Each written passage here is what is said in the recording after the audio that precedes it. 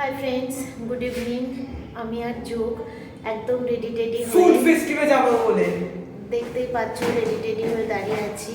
আর আমরা এখন যাচ্ছি রানাঘাটে পেটুক মশাই ফুড ফেস্টিভ্যালে। তাহলে চলো তোমরাও আমাদের সঙ্গে, আর ওখানে গিয়ে যা যা করবো সব কিছু তোমাদের সঙ্গে শেয়ার করব। চলো দেখতে থাকো। আমরা পৌঁছে গেছি পেটুক মশাই খাদ্য মেলাতে। মেলায় এসে প্রথমেই যে স্টলটায় এলাম সেটা হচ্ছে বকখালির ফিশের আইটেম। আর এখানে ভ্যারাইটিস মাছের আইটেম ছিল।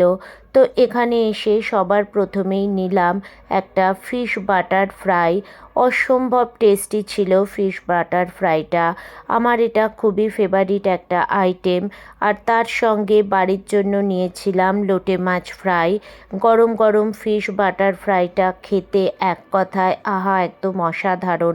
তারপরের স্টলটাই ছিল কোস্টার। এই স্টলে বিভিন্ন সি ফুড আর কাবাব আইটেম বিক্রি হচ্ছিল। তো এখান থেকে আমরা দু রকমের কাবাব নিয়েছিলাম। যুগ নিয়েছিল চিকেন হারিয়ালি কাবাব আর এই আর একটা কাবাব।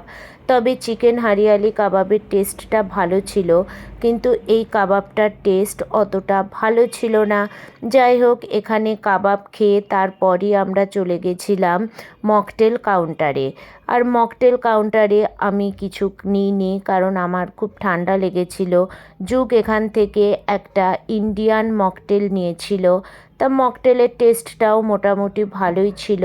আর লাস্টে আমরা এসেছিলাম এই স্টলটায়। এটা কম্বো স্টল, এখানে বিভিন্ন কম্বো বিক্রি হচ্ছিল। তো এখান থেকে আমরা পোলাও আর চিকেন কষা এই কম্বোটা কিনে নিয়ে সোজা বাড়ি চলে এসেছিলাম। Tata, good night.